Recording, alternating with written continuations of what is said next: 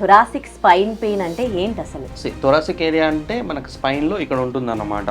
మనం కనుక ఇది చూసుకుంటే ఇది right side of the body, ఇది left side of the body. So చాలా మందికి నెక్ పెయిన్ ఉంటుంది, ఇది నెక్ ఏరియా, అండ్ ఇది టీ స్పైన్ పైన అంటాం థొరాసిక్ స్పైన్ ఈ ఏరియాలో, అండ్ ఇది లంబర్. సో కొంతమందికి ఈ ఏరియాలో పెయిన్ ఉంటుంది. ఆ పెయిన్ కూడా మనకి ఎలా ఉంటుందంటే షార్ప్ పెయిన్, పించింగ్, పోకింగ్ లాగా ఉంటుంది అన్నమాట. నైఫ్ తో కట్ చేసిన సెన్సేషన్ ఉంటుంది.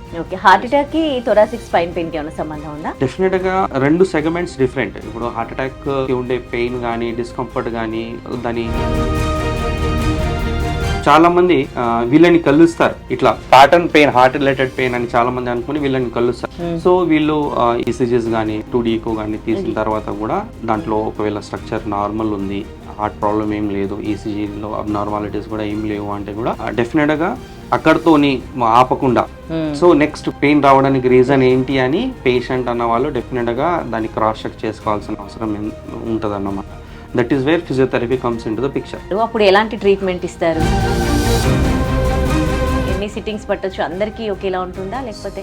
డెఫినెట్ గా డిఫరెన్స్ ఉంటుందండి. ఇప్పుడు ఫిజియో ట్రీట్మెంట్ అనేది ఇంటెన్సిటీ ఆఫ్ ప్రాబ్లమ్ ని బట్టి, ఇంటెన్సిటీ ఆఫ్ డ్యామేజ్ ని బట్టి మనం సెషన్స్ ప్లాన్ చేయడం జరుగుతుంది. It is purely depending upon the case to case.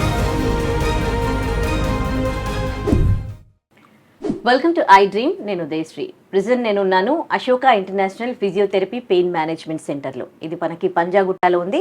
ఈ అశోక వాళ్ళకి హైదరాబాద్లో టోటల్గా 4 బ్రాంచెస్ ఉన్నాయి. ఈ 4 బ్రాంచెస్లో కూడా స్పైన్కి సంబంధించి ఫిజియోథెరపీ ద్వారా ఎటువంటి సమస్యలైనా వీళ్ళు ట్రీట్ చేస్తూ ఉన్నారు. సో ప్రెజెంట్ మనం ఈ సెంటర్లో డాక్టర్ రాహుల్ గుల్వే గారితో మాట్లాడబోతూ ఉన్నాం. సో ప్రెజెంట్ థొరాసిక్ స్పైన్ పెయిన్కి సంబంధించి మనం తెలుసుకుందాం. అసలు థొరాసిక్ స్పైన్ పెయిన్ అంటే ఏంటి, హార్ట్ అటాక్కి దీనికి ఏమైనా సంబంధం ఉందా, మరి ఈ పెయిన్కి ఫిజియోథెరపీ ద్వారా ఎట్లాంటి ట్రీట్మెంట్ ఇస్తారు కనుక్కుందాం. రాహుల్ గుల్వే గారితో మాట్లాడదాం. Hello doctor. హలో అండి. ఏంటండి అసలు ఇది థొరాసిక్ స్పైన్ పెయిన్ అంటే ఏంటి అసలు? సో థొరాసిక్ ఏరియా అంటే మనకు స్పైన్ లో ఇక్కడ ఉంటుంది అన్నమాట. మనం కనుక ఇది చూసుకుంటే ఇది right side of the body, ఇది left side of the body. So చాలా మందికి నెక్ పెయిన్ ఉంటుంది, ఇది నెక్ ఏరియా, అండ్ ఇది టీ స్పైన్ పైన అంటాం థొరాసిక్ స్పైన్ ఈ ఏరియాలో, అండ్ ఇది లంబర్. సో కొంతమందికి ఈ ఏరియాలో పెయిన్ ఉంటుంది. ఆ పెయిన్ కూడా మనకి ఎలా ఉంటుందంటే షార్ప్ పెయిన్, పించింగ్, పోకింగ్ లాగా ఉంటుంది అన్నమాట. నైఫ్ తో కట్ చేసిన సెన్సేషన్ ఉంటుంది. సో పర్టికులర్ గా మనకి నెక్ లో పెయిన్ ఉన్న, థొరాసిక్ స్పైన్ లో పెయిన్ ఉన్న దానికి ఒక ప్యాటర్న్ ఉంటుంది అన్నమాట. మనకి ఇక్కడ వచ్చే పెయిన్ దానికి సోర్స్, రూట్ కాజ్ ఏదైతే ఉందో నెక్ లో ఉండే అవకాశం ఉంటుంది. ఫేషియల్ రెస్ట్రిక్షన్స్ కానివ్వండి, లేదంటే ఇక్కడ డిస్క్ బల్జెస్ కానివ్వండి, నెక్ దగ్గర ఉండే ప్రాబ్లం మనకి థొరాసిక్ స్పైన్ లో రిఫరల్ ప్యాటర్న్ పెయిన్ అంటాం అన్నమాట. దీనికి రిఫర్ అవుతూ ఉంటుంది. ఎస్. ఓకే, అంటే ఎవరిలో వస్తుంది థొరాసిక్ పెయిన్? సో బేసికల్గా ఇప్పుడు మనకి థొరాసిక్ లో ప్రాబ్లం అనేది, పెయిన్ అనేది ఎవరైతే సిట్టింగ్ జాబ్ ప్రొఫెషనల్స్ ఉంటారో, ఓకే, లేదంటే నెక్ రిలేటెడ్ ఇష్యూస్ ఎక్కువసేపు మొబైల్స్ చూడడం, లేదంటే ఫార్వర్డ్ నెక్ ప్రొట్రూజన్ పొజిషన్ ఉండడం, లేదంటే ఏదైనా స్ట్రక్చరల్ అబ్నార్మాలిటీ, లేదంటే విప్లాష్ ఇంజురీస్ అంటాం, యాక్సిడెంటల్ ట్రామా ఏదైతే మనం సడన్గా స్పీడ్లో వెళ్ళేటప్పుడు కార్లో కానీ 2 వీలర్స్లో కానీ సడన్గా మనం బ్రేక్ వేసిన తర్వాత ఇలా జర్కీ మూవ్మెంట్ అవుతుంది అన్నమాట. దీన్ని విప్లాష్ ఇంజురీస్ అంటాం. సో వీటి వల్ల కూడా లోపల నెక్లో ఉండే డిస్క్లు డ్యామేజ్ అయ్యే అవకాశాలు ఉంటాయి, లిగమెంట్స్ ఎలాస్టిసిటీ అయ్యే అవకాశం ఉంటుంది, అండ్ ఫేషియల్ రెస్ట్రిక్షన్స్ అయ్యే అవకాశాలు ఉంటాయి అన్నమాట. సో పర్టికులర్గా మనం irrespective of their age, so multiple reasons ఉంటాయి ఎవరికైనా ప్రాబ్లం అనేది రావడానికి. ఓకే, హార్ట్ అటాక్కి థొరాసిక్ స్పైన్ పెయిన్కి ఏమైనా సంబంధం ఉందా? డెఫినెట్గా రెండు సెగ్మెంట్స్ డిఫరెంట్. ఇప్పుడు హార్ట్ అటాక్కి ఉండే పెయిన్ కానీ, డిస్కంఫర్ట్ కానీ, దాని ప్యాటర్న్ ఆఫ్ పెయిన్ కొంచెం డిఫరెంట్ ఉంటుంది, దాని సిమ్టమ్స్ డిఫరెంట్ ఉంటాయి. And neck pain related pattern of pain కానివ్వండి, దాని ట్రావెలింగ్ కానివ్వండి డిఫరెంట్ ఉంటుంది అన్నమాట. కానీ కొన్ని మళ్ళీ సిమిలారిటీస్ ఉంటాయి రెండిట్లో. అందువల్ల చాలా మంది కన్ఫ్యూజ్ అవుతూ ఉంటారు, వెదర్ అది వాళ్ళకి హార్ట్కి సంబంధించిన ఇష్యూ, ఆ హార్ట్ రిలేటెడ్ పెయిన్ అని కన్ఫ్యూజ్ అవుతూ ఉంటారు. ఎందుకంటే కొన్ని సిమిలారిటీస్ ఉంటాయి కాబట్టి. ఏంటా సిమిలారిటీస్? సో ఇప్పుడు బేసికల్గా ఇప్పుడు మనకి నెక్లో పెయిన్ ప్రాబ్లం ఉన్నప్పుడు ఆ పెయిన్ రిఫరల్ ప్యాటర్న్గా మనకి థొరాసిక్ దగ్గరకు వచ్చే అవకాశం ఉంటుంది. మోస్ట్లీ లెఫ్ట్ సైడ్, ఇప్పుడు ఇది డిస్క్ బల్జ్ కదా మనకి, ఇది ప్రొట్రూడెడ్ డిస్క్ పార్టికల్. సో ఇది రైట్ సైడ్ మనకి. ఇప్పుడు ఇదే disc particle, protruded particle left side ఉంటే మనకి left side nerve root impinge అయ్యే అవకాశం ఉంటుంది అన్నమాట.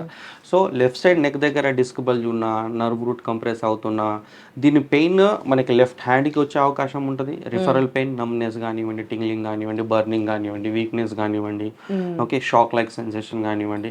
అట్ ది సేమ్ టైం నెక్లో ఉండే ప్రాబ్లం వల్లనే ఈ pain, referral pattern pain thoracic area దగ్గర కూడా వచ్చే అవకాశం ఉంటుంది. ఎందుకంటే మస్కులర్ కనెక్టివిటీ కానీ, ఫేషియా టైట్నెస్ కానీ, దాని నర్వ్ రూట్ సప్లై కానివ్వండి, మనకి అక్కడ కూడా వచ్చే అవకాశం ఉంటుంది అన్నమాట. సో చాలా మందికి వెనకాల వచ్చిన పెయిన్ రిఫరల్గా లెఫ్ట్ సైడ్ చెస్ట్కి కూడా వచ్చే అవకాశం ఉంటుంది. ఓకే, సో కానీ ఈ ప్యాటర్న్ ఎలా ఉంటుంది అంటే, నెక్ పెయిన్ అంటే నెక్లో ఉండే డ్యామేజ్ వల్ల వచ్చే పెయిన్ ఏదైతే ఉందో, ఇది మనకి పెయిన్ కంటిన్యూగా చాలా తక్కువ మందికి ఉంటుంది. ఎక్కువ మందికి ఎప్పుడైనా మనం యాక్టివిటీస్ ఏదైనా చేయడం మొదలుపెట్టిన తర్వాత కానివ్వండి, లేదంటే లాంగ్ సిట్టింగ్ తర్వాత కానివ్వండి, హెవీ వెయిట్ లిఫ్ట్ చేసిన తర్వాత కానివ్వండి, ఈ పెయిన్ అగ్రివేట్ అయ్యే అవకాశం ఉంటుంది ట్రావెల్ చేసినప్పుడు. హార్ట్ రిలేటెడ్ పెయిన్ అనేది సంథింగ్ డిఫరెంట్గా ఉంటుంది. ఓకే, చాలా మంది దీనికి కన్ఫ్యూజ్ అవుతూ ఉంటారు. ఏంటి డిఫరెన్సెస్ అంటే, ఇప్పుడు ఏదైనా మనకి హార్ట్ రిలేటెడ్ ఇష్యూ ఉంది అంటే డెఫినెట్గా వాళ్ళకి లెఫ్ట్ సైడ్ నెక్ దగ్గర పెయిన్ ఉండొచ్చు, ఆర్ థొరాసిక్ స్పైన్ దగ్గర పెయిన్ ఉండొచ్చు, ముందు రిఫరల్ పెయిన్ ఉండొచ్చు. దాంతోపాటు వీళ్ళకి జా దగ్గర పెయిన్ ఉండే అవకాశం ఉంటుంది, షార్ట్నెస్ ఆఫ్ బ్రీత్ ఉంటుంది హార్ట్ రిలేటెడ్ ప్రాబ్లం ఉన్నప్పుడు. ఓకే, షార్ట్నెస్ ఆఫ్ బ్రీత్ అంటాం, జా దగ్గర పెయిన్ అంటాం, at the same time indigestion అంటాం, పాలిపిటేషన్స్ ఉంటాయి, యాంగ్జైటీ ఉంటుంది. ఓకే, అండ్ దాంతోపాటు వామిటింగ్, డిజినెస్ కూడా అంటాం అన్నమాట, వామిటింగ్ సెన్సేషన్. ఓకే, ఇవి major reasons, anxiety, palpitation, shortness of breath. So ఇలా ఉన్నప్పుడు మాత్రం డెఫినెట్గా మనం కార్డియాలజిస్ట్ని కలవాల్సిన అవసరం ఎంతైనా ఉంటుంది. ఇమీడియట్గా మనం కలవాల్సిందే. కానీ మనకి చాలామంది వీళ్ళని కలుస్తారు, ఇట్లా pattern pain, heart related pain అని చాలా మంది అనుకుని వీళ్ళని కలుస్తారు. సో వీళ్ళు ఈసీజీస్ కానీ 2D ఈకో కానీ తీసిన తర్వాత కూడా దాంట్లో ఒకవేళ స్ట్రక్చర్ నార్మల్ ఉంది, హార్ట్ ప్రాబ్లం ఏం లేదు, ఈసీజీలో అబ్నార్మాలిటీస్ కూడా ఏం లేవు అంటే కూడా డెఫినెట్గా అక్కడితోని ఆపకుండా, సో నెక్స్ట్ పెయిన్ రావడానికి రీజన్ ఏంటి అని పేషెంట్ అన్న వాళ్ళు డెఫినెట్గా దాన్ని క్రాస్ చెక్ చేసుకోవాల్సిన అవసరం ఉంటుంది అన్నమాట. That is where physiotherapy comes in to the picture. Okay, వాళ్ళకి అంటే ఈ పెయిన్ ఉందని తెలియాలి కదా, యాక్చువల్లీ వాటి సిమ్టమ్స్ తెలియాలి కదా. ఇప్పుడు బ్యాక్ పెయిన్ వస్తుంది అని అనుకుంటారు కదా, సో దాని మామూలుగా మనకి ఎక్కువగా అలసిపోయినా కానీ బ్యాక్ పెయిన్ వస్తుంది. మరి దానికి ఈ పెయిన్ కి డిఫరెన్స్ ఎట్లా ఐడెంటిఫై చేసేది? ఇప్పుడు మనకి బ్యాక్ పెయిన్ అనేది ఏదైతే అప్పర్ బ్యాక్ పెయిన్ ఉంటుంది కదా, దీని సిమ్టమ్స్ టోటల్ గా డిఫరెంట్ ఉంటాయి. Neck pain and upper back pain symptoms different గా ఉంటాయి. Heart related pain symptoms different గా ఉంటాయి. మనం ఇప్పుడు చెప్పుకున్నాం కదా, ఈ పెయిన్ అనేది ఏదైనా యాక్టివిటీస్ చేస్తే పెరుగుతూ ఉంటుంది, neck related pain. Okay, and ఏదైనా రాంగ్ పొజిషన్ లో పడుకుంటే, ఎక్కువసేపు కూర్చుంటే వస్తుంది. కానీ హార్ట్ రిలేటెడ్ పెయిన్ ఎట్లా ఉంటుందంటే, దీని సిమ్టమ్స్ టోటల్ గా డిఫరెంట్. ఇప్పుడు యాంగ్జైటీ అనుకున్నాము, పాలిపిటేషన్స్ దడలాగా ఉంటుంది అంటాం కదా, దడలాగా ఉంది, ఇండైజేషన్ ఉంది, వామిటింగ్ వస్తూ ఉంటుంది, అంటే కళ్ళు తిరగడము. ఓకే, అండ్ బీపీ కూడా పెరిగే అవకాశం ఉంటుంది కొంతమందికి, పాలిపిటేషన్స్ అంటాం కదా. సో ఇది ఎలా ఉంటుందంటే, ఇది వచ్చినప్పుడు, హార్ట్ రిలేటెడ్ ఇష్యూస్ వచ్చినప్పుడు మనకి స్వెట్ రావడం కూడా జరుగుతుంది కొంతమందికి. అంటే బీపీ పెరిగినప్పుడు అంటే మనం ఏదైనా స్ట్రెయిన్ అయినాం అనుకోండి, స్ట్రెయిన్ అయితే డెఫినెట్గా స్వెట్ వస్తుందని అంటే దానికి ఒక రీజన్ ఉంటుంది. కానీ మనం ఎప్పుడైనా భయపడ్డాం, లేదంటే ఏదైనా లోపల ఇంటర్నల్ స్ట్రక్చర్లో ఏదైనా అవుతుంది మనకి డిఫరెన్సెస్ అంటే డెఫినెట్గా మనకి స్వెట్ అనేది రావడం జరుగుతుంది. సో స్వెట్ రావడం అనేది మేజర్ ప్రాబ్లం కింద కన్సిడర్ చేస్తాం. అంటే ఎప్పుడైనా సిమ్టమ్స్ని బేస్ చేసుకొని మనం ఏంటి ప్రాబ్లం ఏంటి అనేది ఐడెంటిఫై చేసే అవకాశం ఉంటుంది. So what ever it may be, మనకి ఇలాంటి సిమ్టమ్స్ ఉన్నాయంటే డెఫినెట్గా మనం దగ్గరలో ఉండే మల్టీ స్పెషాలిటీ హాస్పిటల్స్కి వెళ్ళడం, అండ్ ఈసీజీ తీయించుకోవడం ఫస్ట్ ప్రియారిటీ. కానీ చాలా మందికి ఏంటంటే, ఇప్పుడు ఈసీజీ తీస్తారు, 2D ఈకో తీస్తారు, దాంట్లో నార్మల్ ఉంటుంది, కానీ మెడిసిన్స్ తీసుకుంటారు. మెడిసిన్స్ తీసుకున్న తర్వాత కూడా వాళ్ళకి ఆ పెయిన్ కానీ డిస్కంఫర్ట్ కానీ తగ్గట్లేదు అనుకోండి, కొంతమంది ఏంటంటే ఇట్ ఈస్ ఆల్ అబౌట్ అంటే ఎమోషనల్ ట్రామా అంటారు. ఏం లేదు, ప్రాబ్లం ఏం లేదు మీకు, జస్ట్ మెడిసిన్స్ వేసుకోండి తగ్గుతుంది అంటారు. కానీ ఈ 2-3 రోజులు మెడిసిన్స్ వేసుకున్న తర్వాత కూడా వాళ్ళకి పెయిన్ తగ్గలేదు అనుకోండి, సో డెఫినెట్గా అక్కడ ఫుల్ స్టాప్ పెట్టకూడదు. ఓకే, సో ఏంటి దానికి సెకండ్ రీజన్ ఏంటి, అది ఇది అయితే కాదు, సో దానికి రూట్ కాజ్ వేరేది ఏమన్నా ఉందా అని మనం క్రాస్ చెక్ చేసుకోవాల్సిన అవసరం ఎంతైనా ఉంటుందన్నమాట.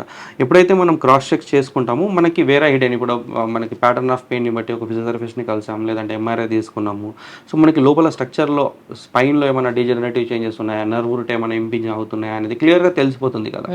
అప్పుడు దానికి మనకు సోర్స్ ఆఫ్ ద ప్రాబ్లమ్ తెలుస్తుంది, కాబట్టి దానికి ఇంటర్వెన్షన్ కూడా మనం తీసుకునే అవకాశం ఉంటుంది. ఇప్పుడు కొంతమంది నా దగ్గర ఒక పేషెంట్ ఫ్యూ డేస్ బ్యాక్ వచ్చారు. She was simply crying. ఒక 28 years ఏజ్ ఉంటుంది, సింప్లీ క్రైంగ్. తను కన్సల్టేషన్లో వచ్చినప్పుడు నాతో మాట్లాడుతుంటూనే వచ్చేస్తున్నాయి అన్నమాట. నీకు యాంగ్జైటీ ఉంది, డిప్రెషన్కి సంబంధించిన మెడిసిన్స్ ఇవ్వడం, లేదంటే స్లీపింగ్ పిల్స్ ఇవ్వడం, అలా జరిగింది ఆవిడకి. ఓకే, సో ఆవిడ ఈసీజీ అవన్నీ తీసారు, నార్మల్ ఉంది కాబట్టి నీకు ప్రాబ్లం ఏం లేదు, నీకు స్ట్రెస్ వల్ల వస్తుంది అని ఆ మెడిసిన్స్ ఇవ్వడం జరిగింది. She was literally crying. ఎందుకంటే అది వేసుకున్న తర్వాత ఇంకా వాళ్ళకి యాంగ్జైటీ అనేది కొంతమందికి ఎక్కువ అవుతుంది, డ్రౌజినెస్ లోకి వెళ్ళిపోతారు, కానీ ప్రాబ్లమ్ సాల్వ్ అవ్వదు కదా. సో ఎప్పుడైతే మనం ఫిజికల్ ఎగ్జామినేషన్స్ చేసామో, సైన్స్ అండ్ సిమ్టమ్స్ ని బట్టి ట్రీట్మెంట్ స్టార్ట్ చేసామో, ఒక 7 sessions ఇవ్వడం జరిగింది. ఆల్మోస్ట్ ఒక తనకి 80% పెయిన్ తగ్గిపోయింది. ఇంకా స్టిల్ మనకి ట్రీట్మెంట్ జరుగుతుంది తనకి, ఇంకా 3 sessions పెండింగ్ ఉన్నాయి. సో డెఫినెట్ గా 80% 7 sessions లో పెయిన్ తగ్గిపోయింది అంటే you can imagine the difference అనేది. అంటే రూట్ కాజ్ ప్యాటర్న్ మనకి సిమ్టమ్స్ సిమిలర్ గా ఉన్నా కానీ రూట్ కాజ్ ని ట్రీట్ చేయడం ఎంతైనా అవసరం. ఇప్పుడు కొంతమందికి మాత్రం డెఫినెట్ గా నెక్ లో ప్రాబ్లం ఉండకపోవచ్చు, నర్వ్ రూట్ ఇంపింజ్మెంట్ అవ్వకపోవచ్చు, డైరెక్ట్ గా హార్ట్ రిలేటెడ్ ఇష్యూనే ఉండొచ్చు. సో అలాంటి సందర్భాల్లో first priority go to the, మనకు అలా అనిపించింది అంటే first priority goes to the అంటే ఇన్వెస్టిగేషన్స్, హార్ట్ రిలేటెడ్ ఇన్వెస్టిగేషన్స్ చేసుకోవడం ఫస్ట్ ప్రియారిటీ. కానీ అక్కడ ఏదైనా ప్రాబ్లం ఉంది అంటే డెఫినెట్ గా దానికి ట్రీట్మెంట్ మనం తీసుకోవాలి. కానీ అక్కడ లేదు అంటే మాత్రం ఇంకా you should not be in a dilemma. Second option తనకి ఈ రూట్ కాజ్ వల్ల కూడా ఈ ప్యాటర్న్ ఆఫ్ పెయిన్ వచ్చే అవకాశం ఉంటుంది కాబట్టి మనం కలవాల్సిన. ఎట్లాంటి కండిషన్ లో మీ దగ్గరకు వస్తారు, అప్పుడు ఎలాంటి ట్రీట్మెంట్ ఇస్తారు? ఇప్పుడు సపోజ్ మనం ప్రీవియస్ కండిషన్ కేసే అనుకున్నాం. ఇప్పుడు మనము తనకి ప్యాటర్న్ ఆఫ్ పెయిన్ ని మనం అబ్జర్వ్ చేసి తన నేచర్ ఆఫ్ జాబ్ ఏంటి అని అనుకున్నాం అనమాట, కనుక్కున్నాం. She was a software employee. Okay, she was a software employee and తనకి ఒక 1 year బేబీ కూడా ఉంది, డెలివరీ సిజరియన్ అయింది. సో దానికి సంబంధించింది కూడా లాంగ్ సిట్టింగ్ పెరగడం, ఓకే, అంటే డెలివరీ తర్వాత ఫీడింగ్స్, గంటల తరబడి కూర్చోవడం, అండ్ స్లీప్లెస్ నైట్ ఉండడం, పాప అంటే డిస్టర్బ్ చేయడం వల్ల, దాంతోపాటు కొన్ని స్ట్రెస్ ఫ్యాక్టర్స్ కూడా కొన్ని తనకి ఇన్ఫ్లుయెన్స్ చేస్తూ ఉన్నాయి. సో ఇలాగా మనకి ఏరియా అనేది ఓవర్ స్ట్రెయిన్ అవ్వడం జరిగింది అన్నమాట. అండ్ స్ట్రక్చరల్ అబ్నార్మాలిటీస్ కూడా ఉండడం, అంటే ఫార్వర్డ్ నెక్ ప్రొట్రూజన్ పొజిషన్ అలా రావడం. So over a period of time లోపల మెల్లమెల్లగా స్ట్రక్చర్ అనేది డిజనరేట్ అవ్వుకుంటూ వచ్చింది. కాబట్టి తనకి మనం ఎంఆర్ఐ కూడా తర్వాత తీయడం జరిగింది. తనకి C5 C6 C6 C7లో డిస్క్ బల్జెస్ ఉన్నాయి, నర్వ్ రూట్ కంప్రెషన్స్ ఉన్నాయి. దానివల్ల తనకి పెయిన్ ప్యాటర్న్ అనేది ఇలా రావడం జరిగింది.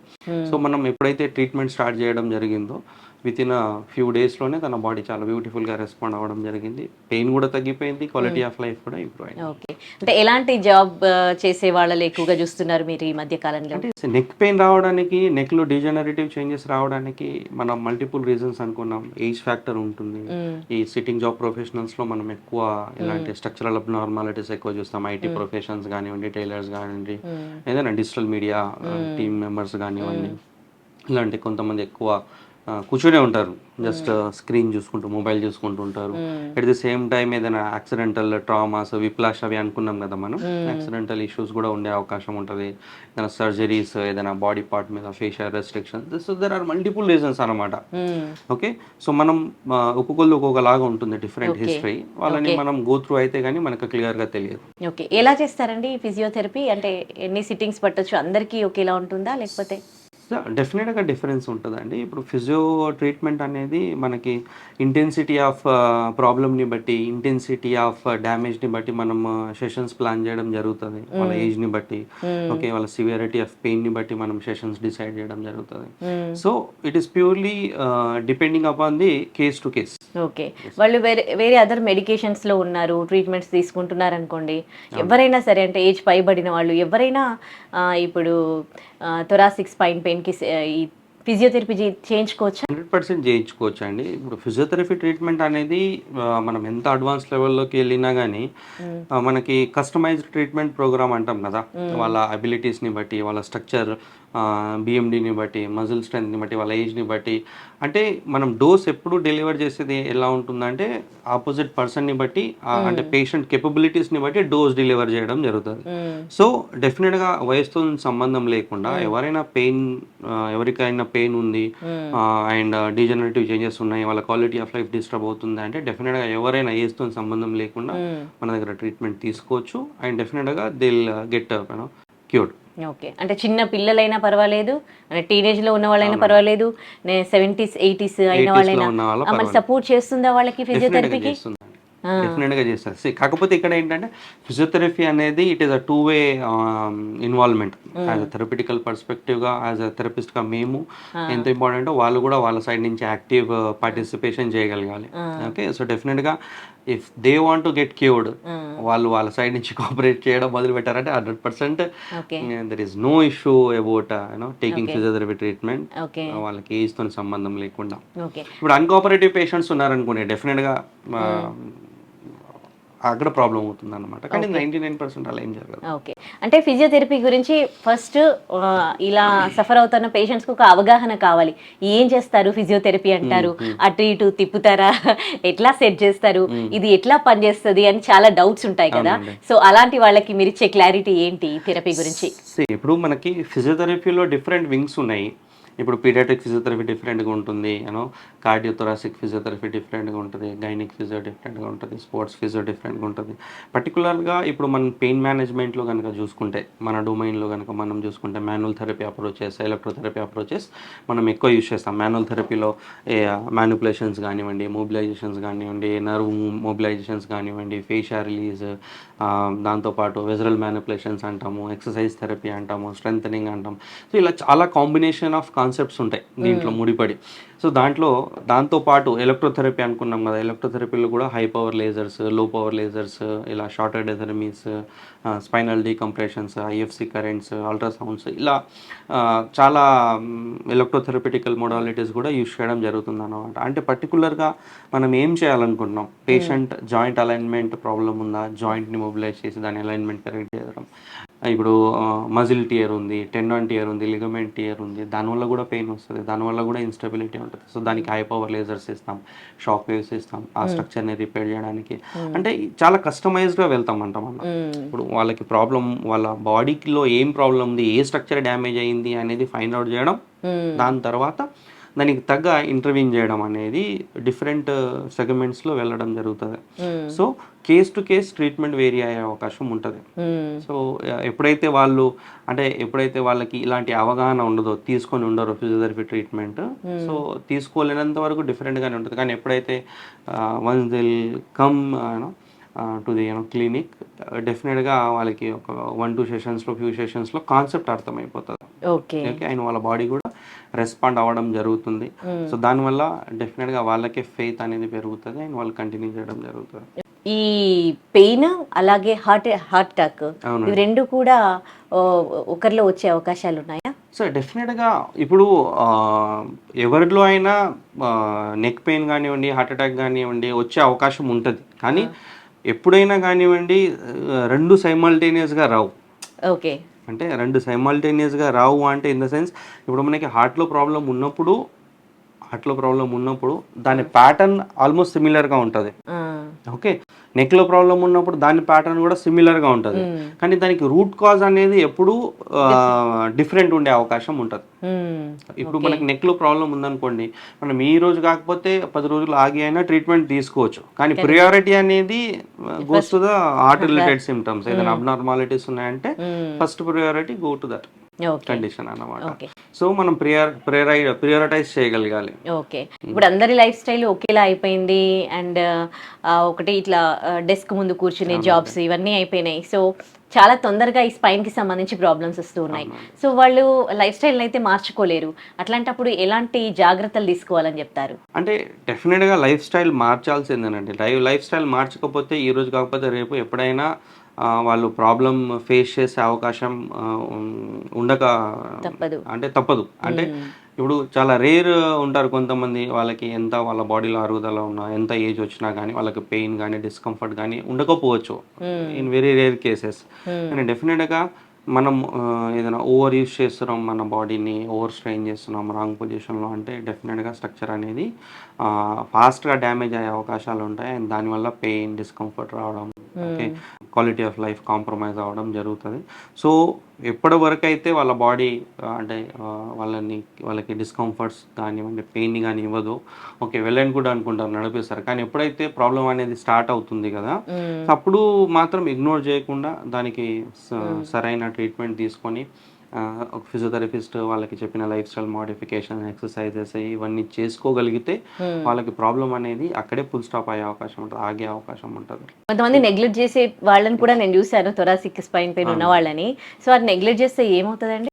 సో డెఫినెట్గా ఏదైనా మనకి బాడీలో స్ట్రక్చర్ డ్యామేజ్ అవ్వడం మొదలైంది, దాన్ని మనం ప్రాపర్గా అడ్రస్ చేయకుండా అలానే యూజ్ చేసుకుంటూ వెళ్తే ఆ ఇంటెన్సిటీ ఆఫ్ డ్యామేజ్ పెరుగుకుంటూ వెళ్తుంది కదా. సో ఇంటెన్సిటీ ఆఫ్ డ్యామేజ్ పెరిగే కొద్దీ intensity of pain, frequency of pain రెండు పెరుగుతాయి. సో దానివల్ల ఏమవుతుంది, over a period of time డెఫినెట్గా పెయిన్ అనేది మనకి ఒక అన్ప్లెజెంట్ ఫీలింగ్ కదా, ఓకే, అది మన క్వాలిటీ ఆఫ్ లైఫ్ని డిస్టర్బ్ చేసేస్తుంది. సో దానివల్ల ఏమవుతుందంటే డెఫినెట్గా you cannot concentrate on your day to day activities, okay. So దానివల్ల డెఫినెట్గా అంటే మీ క్వాలిటీ ఆఫ్ లైఫ్ ఎప్పుడైతే కాంప్రమైజ్ అయిపోతుందో, day to day activities compromise అయిపోతుందో, డెఫినెట్గా you will be in frustration, అంతే కదా. సో డెఫినెట్గా పెయిన్ మనకు వస్తుందంటే దానికి ఒక రీజన్ ఉంటుంది, ఓకే. దాన్ని మనం ఇగ్నోర్ చేయకుండా, లేదంటే టెంపరీగా ఫీలింగ్ని పోస్ట్పోన్ చేయకుండా దాని రూట్ కాజ్ని ఫైండ్ అవుట్ చేయడం, దానికి ఫైండ్ అవుట్ అయిన తర్వాత రూట్ కాజ్ దాన్ని ట్రీట్మెంట్ చేయడం అనేది ఎంతైనా ఇంపార్టెంట్ అన్నమాట, అవసరమైన పని అది. సో అది అడ్రస్ చేయాల్సిందే, లేదంటే దాని కాంప్లికేషన్స్ లాంగ్ రన్ లో చాలా వర్స్ట్ గా ఉండే అవకాశాలు ఉంటాయి.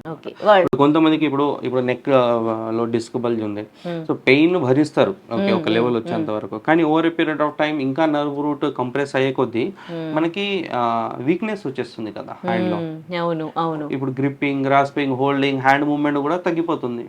అలాంటప్పుడు పర్సనల్ లైఫ్ మొత్తం కాంప్రమైజ్ అయిపోతుంది కదా. బెల్ట్ పెడుతూ ఉంటారు కొంతమంది, అవన్నీ టెంపరీ సొల్యూషన్స్ కదా. స్టెబిలైజేషన్ అనేది టెంపరీ సొల్యూషన్. సో ప్రాబ్లం ఎక్కువ అయ్యే కొద్దీ ఇంకా సర్జరీస్ కి వెళ్ళాల్సి వస్తుంది.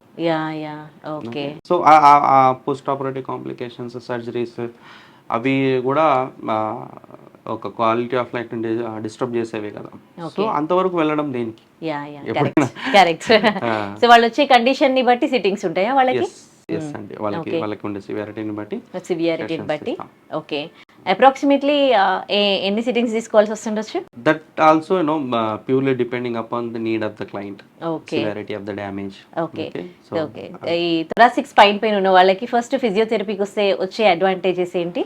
సో ఏదైనా ఇప్పుడు మనకి పెయిన్ అండ్ డిస్కంఫర్ట్ వస్తుంది అంటే వాళ్ళ క్వాలిటీ ఆఫ్ లైఫ్ కాంప్రమైజ్ అయిపోతుంది. కాబట్టి మనం ఎప్పుడైతే వాళ్ళ ప్రాబ్లమ్ని ఐడెంటిఫై చేసి రూట్ కాజ్ని మనం ట్రీట్ చేయడం జరుగుతుందో అప్పుడు డెఫినెట్గా వాళ్ళ quality of life first of all improve అయ్యేది.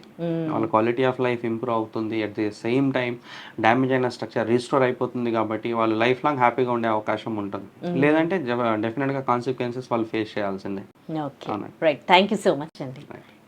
And for more videos, please subscribe to iDream. Please subscribe to iDream. Please subscribe iDream. And please subscribe to iDream. For more videos, subscribe to iDream. please like, share and subscribe to the channel. Congratulations, iDream. Subscribe to iDream. Subscribe to iDream. So subscribe to iDream Media.